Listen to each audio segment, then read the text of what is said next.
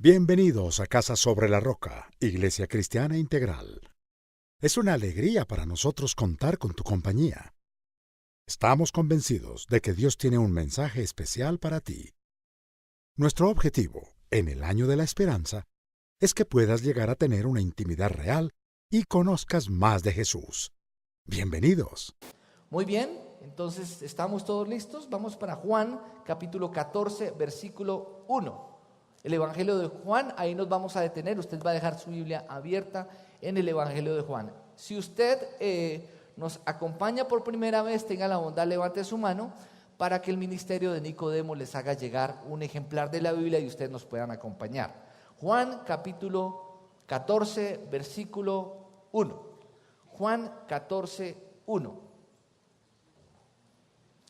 Juan 14, 1.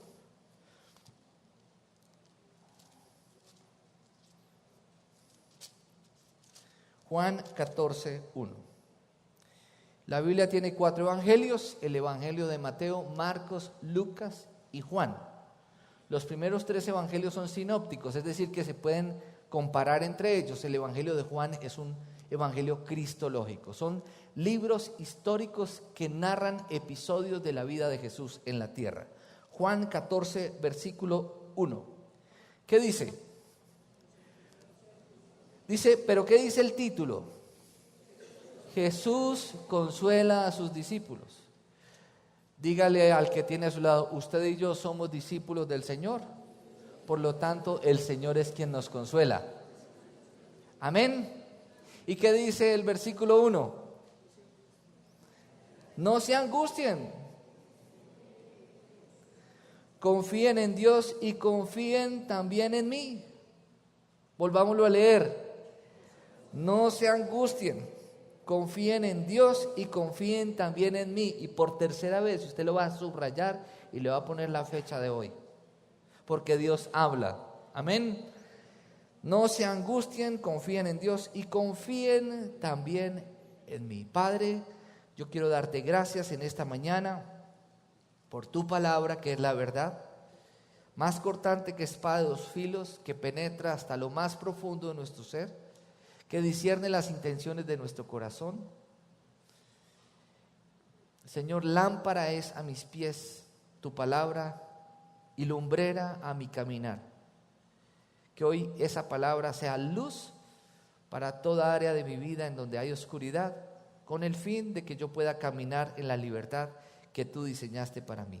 En Cristo Jesús, amén y amén. Hace 8 días tuvimos visita de Germán Bahamón, su esposa Diana y su familia. Estuvieron compartiendo con nosotros, con el ministerio de Roca Kids y con el ministerio de TMT. Ellos son personas que están a cargo de Roca Kids en Bogotá.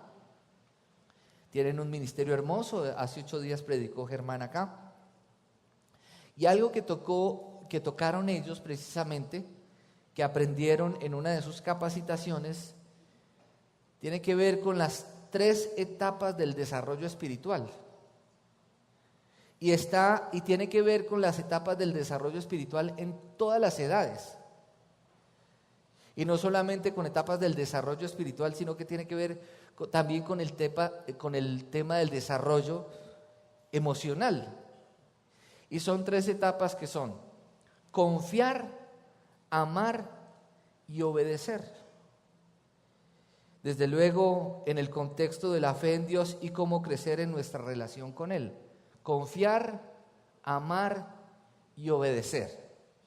Y mirando estas 3 palabras, pude deducir que tienen que ver con el proceso de la iglesia, que es precisamente, entonces, confiar sería conectar, amar sería crecer, y obedecer sería servir. En otras palabras, vivir la fe. Y sería muy bueno que nosotros como iglesia adoptáramos el concepto de sirvo, ¿por qué? Porque vivo la fe. Amén. Yo sirvo, ¿por qué? Porque vivo la fe. Y el servicio efectivo es el resultado de mi obediencia a Dios. Amén. Y resulta que nosotros a veces empezamos al revés, porque hacemos mucho énfasis en la obediencia y no en la confianza. Y resulta que esos tres son pasos. Es decir, primero confiar, después amar y después obedecer. Si empezamos por el tercero, ¿qué pasa con los otros dos? Va a quedar un gran vacío. Y cuando a usted le dicen que usted tiene que obedecer sin confiar y sin amar, ¿eso qué produce? Rebeldía en el corazón. Cuando hacemos más énfasis en la obediencia que en el confiar y en el amar, entonces lo que estamos haciendo es llevando un cristianismo bajo la ley y no bajo la gracia. Y ya les voy a explicar por qué. En el Antiguo Testamento se hacía énfasis en la ley y la ley que decía que había que obedecer. Y las reglas eran supremamente rígidas. Entonces, la paga del pecado era la muerte. No quiere decir que la obediencia no es vigente hoy en día. Claro, desde luego. No estamos bajo la ley de Moisés, sino bajo la ley de Dios, que son los 10 mandamientos. Y la clave de la bendición y la prosperidad está en obedecer a Dios. Pero bajo la gracia, es decir, en el Nuevo Testamento, el mensaje del Evangelio es muy claro. Dios mismo se hace hombre en la persona de Jesús, entrega su vida por cada uno de nosotros, su sacrificio rompe el velo que separaba la presencia de Dios con el hombre pecador. Ya el hombre no es enemigo de Dios, sino reconciliado con Dios por medio de la fe a través del sacrificio de Jesucristo.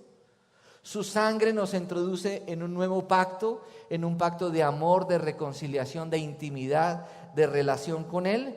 Y entonces Dios, por medio del Espíritu Santo, se revela a mi vida y yo aprendo a confiar en Él. Dios se revela a mí, me revela que me ama, me enseña el verdadero amor que es Él, me capacita para amar a otros. Y entonces, ¿qué pasa? Como Dios se revela a mi vida, yo confío en Él, he recibido su amor se ha revelado a mi vida y yo aprendo a amar. Entonces para mí es mucho más fácil obedecer. Diga conmigo, es más fácil obedecer en quien confiamos y en quien amamos. Amén. Si no confiamos ni amamos, ¿qué genera la falta de confianza y la falta de amor en un corazón? Rebeldía. Amén. Entonces, primero confiar, amar y después obedecer. Quiero aclarar esto. No estoy diciendo que obedecer no sea importante. Es lo más importante. Lo que estoy diciendo es que en el proceso del desarrollo espiritual, que tiene que ver con la clave de la bendición, que es obedecer, pues en esos 3 pasos hay que confiar, hay que amar para ser capacitados para obedecer. Amén. Entonces, el Nuevo Testamento hace énfasis, el Antiguo Testamento hace énfasis ¿en qué? En la obediencia y en la ley. El Nuevo Testamento, donde Dios mismo, hecho hombre, revelado a nosotros, se hace énfasis ¿en qué? En la relación con Dios. Y entonces Dios cumple la profecía de Isaías 7 e Isaías 9, cuando dice que Dios mismo, el Emmanuel, que significa Dios con nosotros, habría de venir. Y en Jeremías y en Ezequiel, el Señor dice que Él cambiaría nuestro corazón de piedra por un corazón de carne y nos haría sensibles espiritualmente. Entonces, Jesús dice, ya no los llamo siervos, sino amigos. ¿Qué significa? Que Dios está haciendo más énfasis ¿en qué? En un concepto, ¿En una palabra, en una norma o en qué? En nuestra relación con Él. Amén. Entonces, la confianza se afianza en las relaciones. Digan conmigo, la confianza se afianza en las relaciones. Y tiene que ver en todos los ámbitos de la vida. Por ejemplo, en el matrimonio. ¿Usted confía basado ¿qué? En una relación. Una relación que le da a usted seguridad. Por ejemplo, en el ámbito de la relación padres e hijos. Usted confía basado en una relación.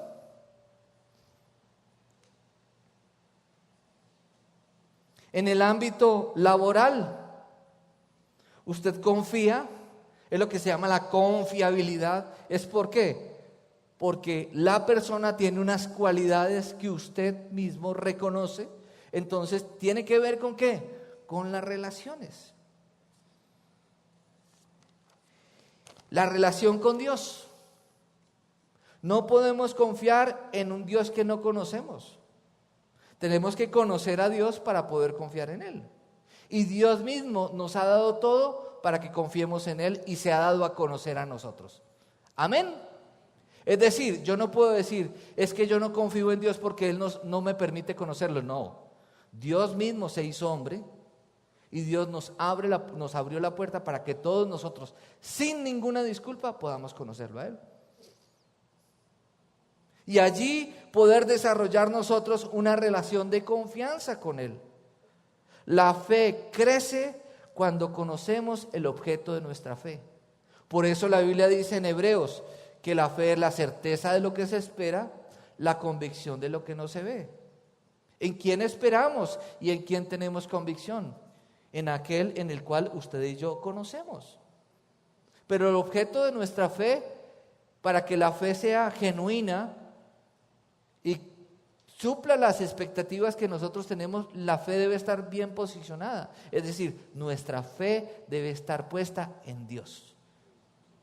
Porque como decíamos, la confianza se basa en las relaciones, pero en algún momento aquellos diferentes a Dios pueden en algún momento fallarnos. Pero Dios sigue siendo fiel. Amén. Así como nosotros a veces también fallamos. Vámonos entonces a Juan 14, versículo 4 al 14. Algo pasó con el sonido, no me escucho bien.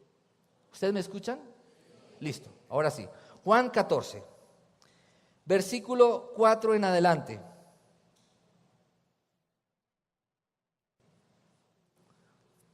¿Listo? Leámoslo entonces, ¿qué dice? Leámoslo todos juntos, dice: ustedes ya conocen el camino para ir donde yo voy. Nosotros que somos la iglesia, a nosotros no nos tienen que probar que Dios existe.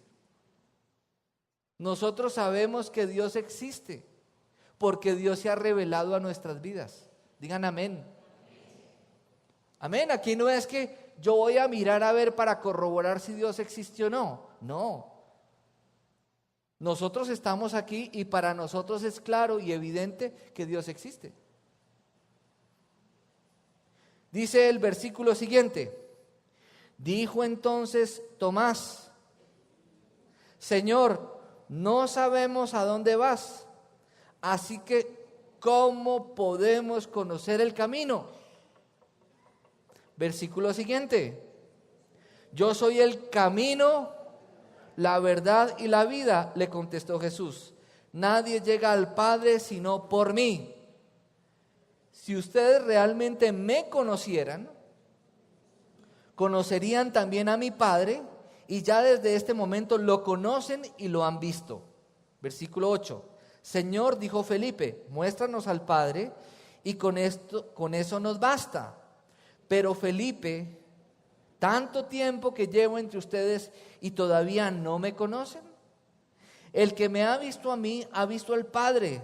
¿Cómo puedes decirme, muéstranos al Padre? ¿Acaso no crees que yo estoy en el Padre y que el Padre está en mí?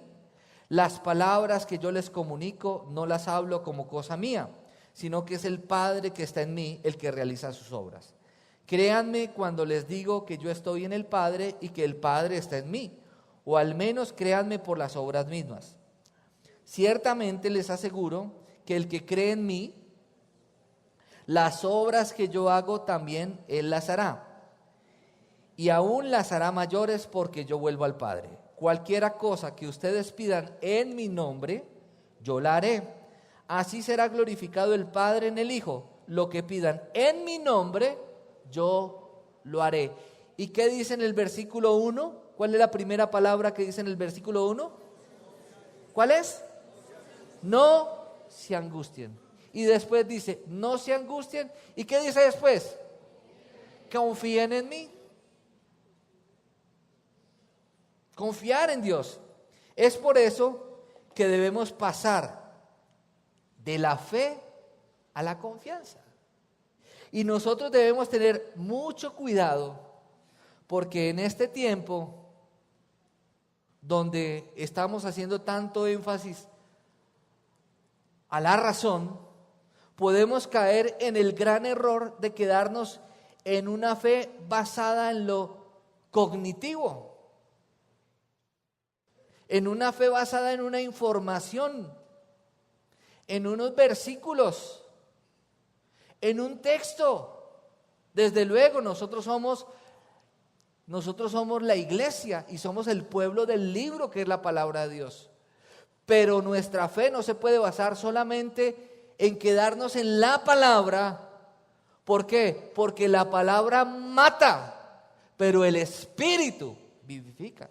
Es decir, una vida de fe se debe basar ¿en qué? En una vida guiada por el Espíritu Santo, donde la palabra es el manual del fabricante para nosotros.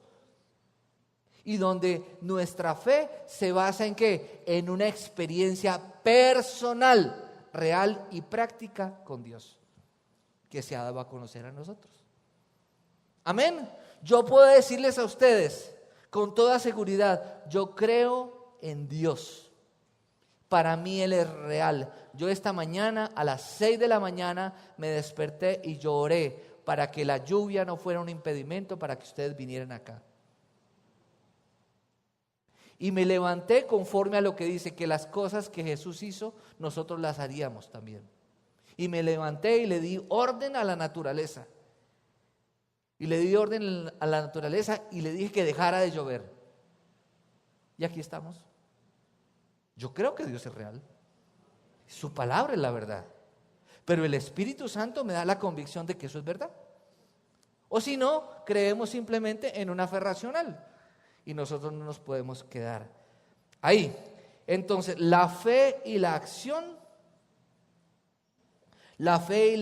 es el producto de la confianza. Y la confianza nos lleva a una experiencia personal con Dios. Resulta que yo anoche hice un ejercicio. Como estaba desarrollando el tema del desarrollo espiritual, y yo dije, le voy a preguntar a las personas que más me conocen si ellas confían en mí.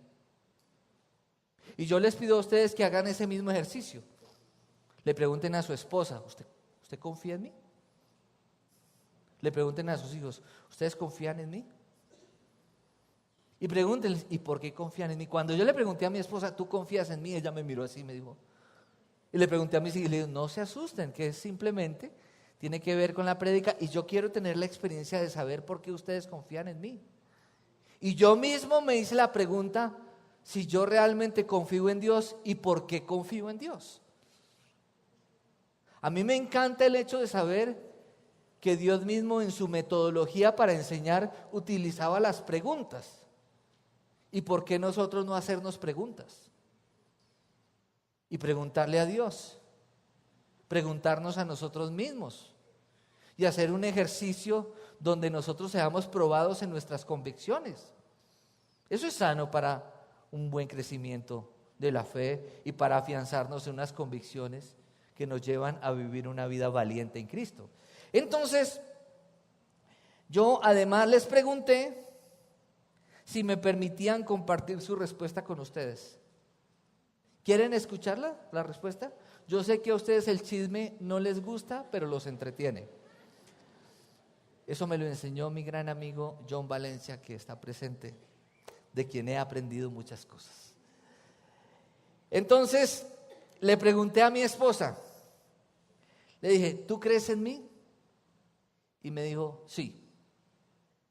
Y le dije, ¿por qué crees en mí? Y me dijo, porque eres fiel, porque eres leal, porque eres responsable y porque eres una persona entregada al Señor. Y yo dije, qué compromiso tan grande. Y después le pregunté a mis hijas, y le pregunté a Sofía, ¿tú crees en mí? ¿Tú crees en mí? ¿Tú confías en mí? ¿Tú confías en mí realmente? Y me dijo, sí. Y le dije, ¿por qué confías en mí? Me dijo, porque eres un buen padre, porque eres honesto, porque eres perseverante y siempre has estado con nosotros. Y yo dije, wow, qué compromiso tan grande. Y después le pregunté a Camila. Hay una sesión de una periodista que se llama Camila Zuluaga. ¿Ustedes la han visto? Trabaja en Red Más.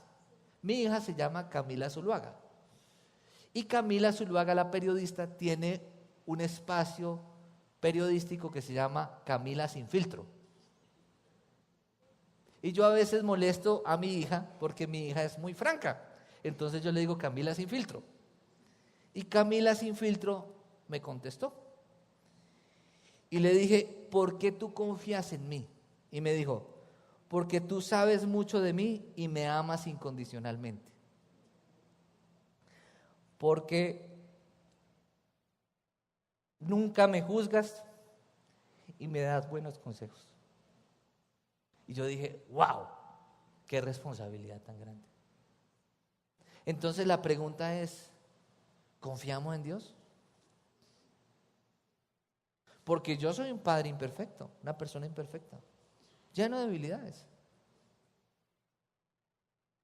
Pero Dios es perfecto. ¿Confiamos en Dios realmente? ¿Usted confía en Dios? La pregunta es, ¿por qué confías en Dios? ¿Te has hecho esa pregunta? ¿Por qué confías en Dios? Y quiero que miremos varias cosas. Y tiene que ver con lo que dice el Nuevo Testamento con respecto a la confianza. En el Nuevo Testamento, confianza viene de una palabra griega, se llama paresía, que tiene que ver con ánimo, estímulo, energía, audacia y fuerza. Y en Hechos 28:31, vamos a buscarlo por favor, en Hechos 28:31, me puse a leer y resulta que los discípulos, después de que Jesús murió, ascendió a los cielos, resucitó, envió su espíritu, los discípulos fueron gente atrevida, gente arriesgada, gente valiente. ¿Por qué? ¿En qué se basó la valentía de los discípulos? Enfrentarse con el mundo entero, enfrentarse con una ideología contraria a la verdad de Dios. ¿Saben por qué? Porque ellos confiaban. Porque ellos confiaban en Dios. Y dice Hechos 28:31, ¿qué dice? Dice, y predicaba el reino de Dios y enseñaba acerca del Señor Jesucristo sin impedimento y sin temor alguno. ¿Y de dónde vienen esas palabras? De la palabra confianza. Nosotros debemos actuar correctamente. ¿Por qué? Porque confiamos en Dios. Amén. Porque Dios nos da todas las garantías para confiar en Él con la seguridad de que nunca nos va a fallar. Y vamos a mirar Hebreos 3, versículo 6. Leámoslo por favor. ¿Qué dice? Ahí está en la imagen. Leámoslo todos juntos.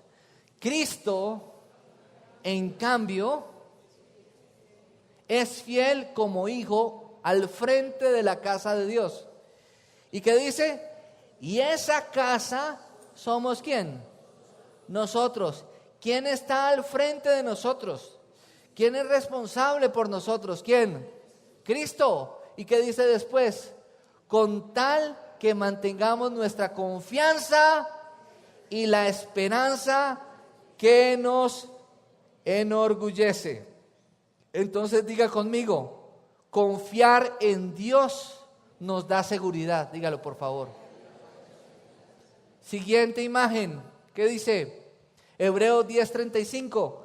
Así que no pierdan ¿qué? No perdamos ¿qué? La confianza. ¿Por qué?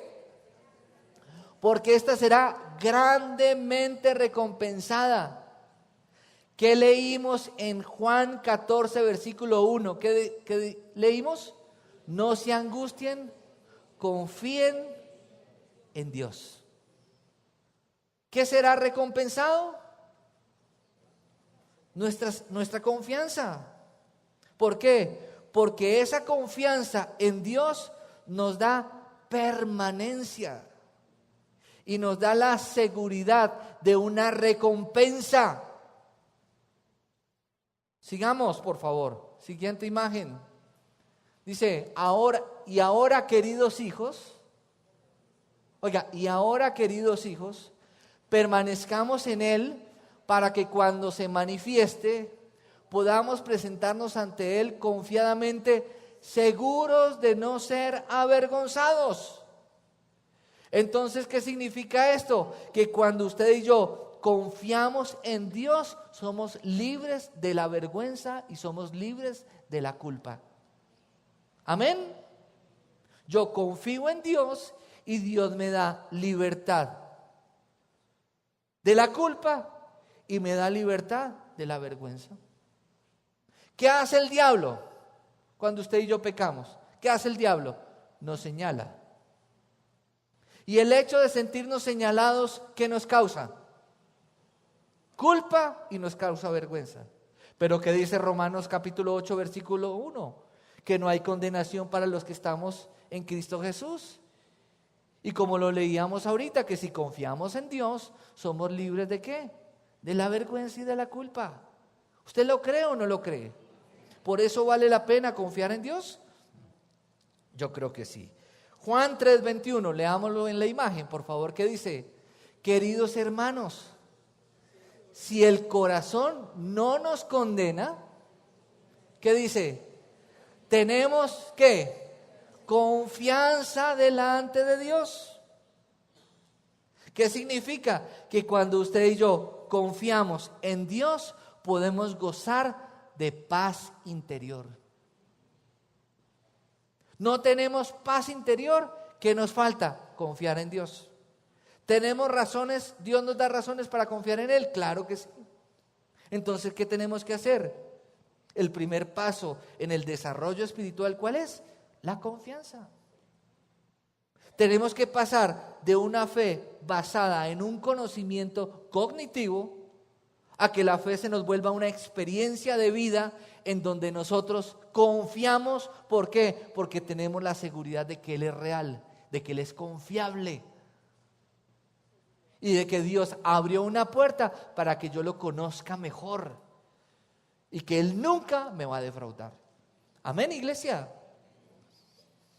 Primera de Juan 5:14, siguiente imagen, ¿qué dice? Y esta es ¿qué? La confianza que tenemos al acercarnos a Dios. ¿Cuál es la confianza que usted y yo tenemos al acercarnos a Dios? Nos acercamos con temor, nos acercamos con angustia. ¿Qué les decía yo al comienzo? Que en las 3 etapas del desarrollo cristiano, ¿cuáles son? Confiar, amar y obedecer. Si empezamos por obedecer, muchas veces usted va a obedecer por temor.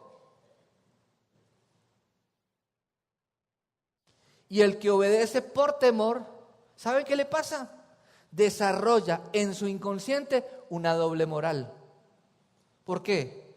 Porque cuando no aprendemos a confiar y amar, para nosotros es imposible obedecer.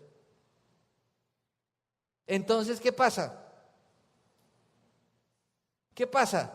Se desarrolla una doble moral y una frustración continua de una lucha en donde somos incapaces de obedecer lo que Dios pide de nosotros.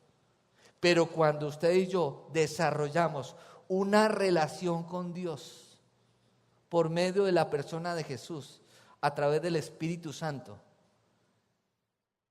y recibimos su amor, y somos capacitados en ese amor para amar a otros, entonces la convicción se arraiga en nuestro corazón y nosotros podemos obedecer con la seguridad de que podemos acercarnos a Dios y podemos pedirle conforme a su voluntad y Él nos oye. ¿Y qué es pedir conforme a su voluntad? Pero no es solamente pedirle cosas materiales, sino, Señor, te pido por esto que es mi lucha. Te pido por esto que no puedo dejarlo. Te pido por esto que me angustia. Te pido por estas actitudes de mi corazón que me roban la paz. ¿Y qué dice la Biblia? Que podemos confiar con la seguridad y con una expectativa clara y segura de que en Él, que es confiable, recibimos respuesta. Amén, iglesia. Muy bien. Pude estudiar también en el Antiguo Testamento el tema de la confianza, y yo les decía que en el en el Nuevo Testamento el énfasis, ¿cuál es? La relación. Por eso el Señor Jesús le dice, los discípulos le preguntan, ¿cuál es el mandamiento más importante de la ley? ¿Y qué dice el Señor? Amar a Dios sobre todas las cosas. Y habla de cuál otro, del segundo, amar al prójimo. Entonces dice, quien cumple esos dos mandamientos ha cumplido la ley y los profetas. Es decir, que Dios hace énfasis ¿en qué? En las relaciones. Yo no puedo decir que amo a Dios si no amo al prójimo. Yo no puedo decir que soy buen cristiano si no me relaciono con la gente. La madurez se mide por cómo nos relacionamos los unos con los otros. Y a veces no nos relacionamos los unos con los otros. ¿Por qué? Porque hay dolor en el corazón, porque hay cosas pendientes por resolver, porque hay falta de sanidad interior, porque hay baja autoestima, o tal vez porque hay orgullo. Y son cosas que se tienen que resolver. ¿Por qué? Porque Dios, en su voluntad, que es buena, agradable y perfecta, quiere que nos relacionemos con Él y desarrollemos una relación de confianza, que recibamos su amor y podamos amarnos los unos a los otros para poder obedecer como Dios pide. Amén, iglesia. Muy bien, entonces vamos a ver Efesios capítulo 3, versículo 12. El énfasis de esta palabra tiene que ver con depender de, confiar en y poner la confianza en. Nosotros no podemos depender de las personas, digan amén. Nosotros no podemos poner la confianza en las personas, digan amén. Y nosotros no podemos poner la confianza en. Yo tengo todas mis esperanzas en este proyecto. Yo tengo todas mis esperanzas en que tal persona me va a ayudar. Yo tengo todas mis esperanzas o estoy dependiendo de este dinero que me va a salir. Yo creo que todos nosotros tenemos expectativas, pero a veces tenemos expectativas irreales. ¿Por qué? Porque tenemos expectativas irreales en algo que en cualquier momento nos puede fallar. Eso es algo irreal. Que es algo real, algo que es confiable. Ojo, y seguramente usted estará pensando, ¿cómo así? Que aquello que no es confiable no es real también. Claro que es real, pero estoy hablando de la realidad espiritual. Es decir, aquello que no alcanzamos a percibir con la razón y que no vemos, pero que las promesas de Dios afirman que finalmente son la realidad por encima de lo que pase en el mundo natural. ¿Me explico? ¿Sí captaron lo que les acabo de decir? ¿Sí o no? ¿Quedaron confundidos? ¿Sí quedaron confundidos? ¿Por qué quedaron confundidos? Hay una realidad, bueno, entonces se los voy a explicar. Se los voy a explicar de la siguiente manera. Hay un mundo natural y hay un mundo sobrenatural. Hay una verdad natural y hay una verdad sobrenatural. La verdad natural es lo que pasa en el mundo natural. La verdad sobrenatural es la verdad de Dios, que prevalece por encima de la verdad natural. ¿Amén? ¿Ahora sí o no? Ah, bueno. Listo. Entonces, la verdad natural te dice, estás llevado y no hay esperanza en ti. La verdad sobrenatural, ¿qué dice? Que todo lo puedes en Cristo que te fortalece. ¿Cuál verdad debe prevalecer sobre la otra? La verdad de Dios, la verdad sobrenatural. ¿Amén? ¿Y qué es la verdad sobrenatural? Es la realidad que nosotros debemos vivir. ¿Por qué? Porque nuestra realidad está ¿en quién? En Cristo. Nuestra realidad no está en lo que vemos. Por eso yo les digo que nuestra vida es mucho más de lo que nosotros vemos acá. Nosotros fuimos creados para la eternidad. ¿Amén? Verdad natural, está lloviendo, no para de llover. Miramos diagnóstico del tiempo, lluvia todo el día. Verdad sobrenatural, las obras que Jesús hizo, ustedes las harán también. Oramos, se fue la lluvia. Esa es la realidad que nosotros debemos vivir. Esa debería ser la normalidad de un hijo de Dios. Que estamos en el mundo, tenemos los pies sobre la tierra, pero tenemos una visión de lo espiritual y tenemos confianza en aquel que nos prometió, que es fiel. Amén, iglesia. Ahora sí, listo. Efesios 3, versículo 12. Efesios 3, 12.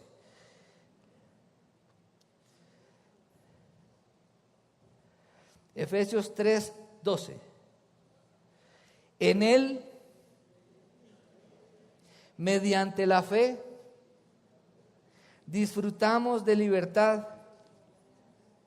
En él, mediante la fe, disfrutamos de libertad. ¿Y qué? Y confianza al acercarnos a Dios. Versículo 13. Así que les pido que no se desanimen a causa de lo que sufro por ustedes, ya que estos sufrimientos míos son para ustedes un honor. Filipenses 3, versículo 3, parte B, ¿qué dice? Miren lo que dice: los que por medio del Espíritu de Dios adoramos, nos enorgullecemos ¿en quién? En Cristo Jesús. Y no ponemos nuestra confianza ¿en qué? ¿En qué? En esfuerzos humanos. ¿Qué significa eso? Que nosotros no podemos depender de nuestra capacidad. Y generalmente nuestro orgullo se basa ¿en qué? En nuestra capacidad. Pero van a haber situaciones en nuestra vida en que nuestra capacidad no nos va a servir para nada. Entonces, nuestro orgullo debería basarse ¿en qué? En Cristo. Amén. Diga conmigo: soy lo que soy porque Cristo está en mí. Ese es nuestro orgullo. Segunda de Tesalonicenses 3:4, ¿qué dice? Léalo en la imagen. Confiamos ¿en quién? En el Señor, de que ustedes cumplen y seguirán cumpliendo lo que les hemos enseñado. Yo cada domingo, cada semana, estudio, oro, leo, medito, me esfuerzo y me paro el domingo aquí y espero darlo todo con la seguridad de ¿qué? ¿De qué? De que ustedes cumplen y seguirán cumpliendo lo que a través de mí, por medio de la palabra, yo les estoy enseñando. Esa es la expectativa de un predicador, con la confianza de que no soy yo quien hace la obra, sino que es Dios mismo quien hace la obra por medio del Espíritu Santo en la vida de ustedes. Amén. Y yo, seguramente a veces, una persona una vez me dijo: ay, pastor, yo creo que lo más difícil de ser pastor son los problemas, lidiar con problemas de tanta gente. Yo le dije: no, porque finalmente quien soluciona los problemas es el Señor.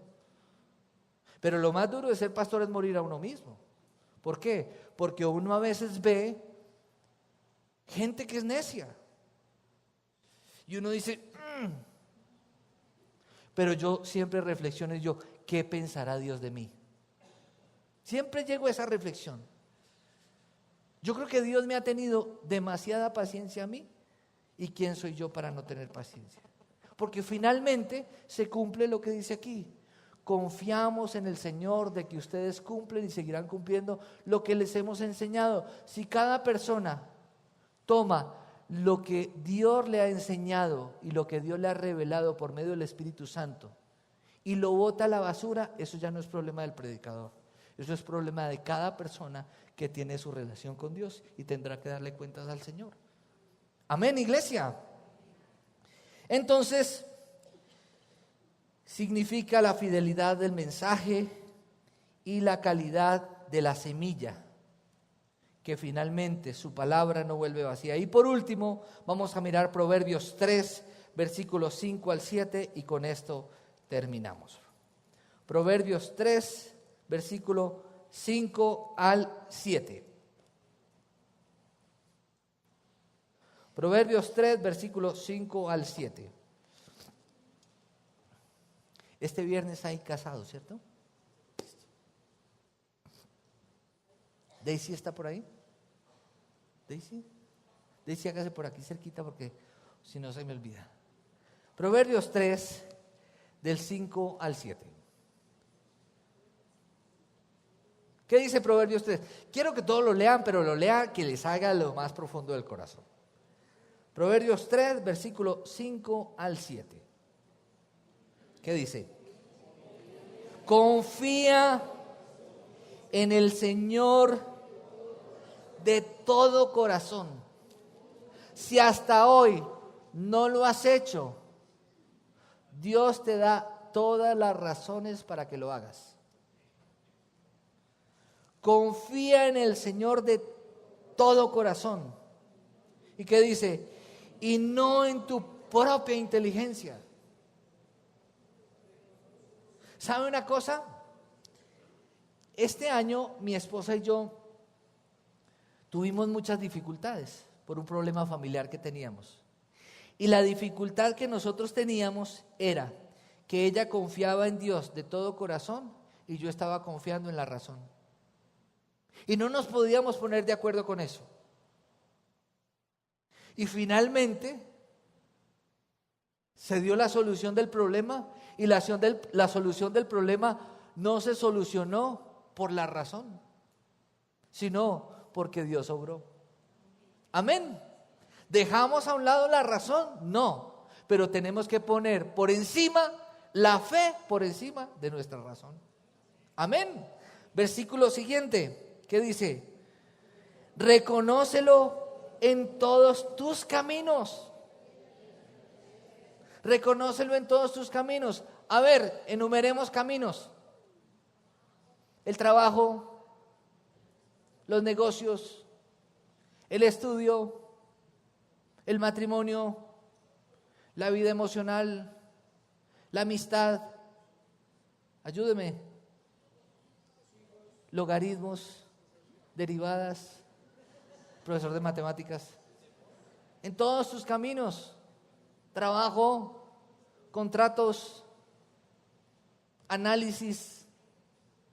Reconócelo en todos tus caminos. ¿Y qué dice? Y Él allanará tus sendas.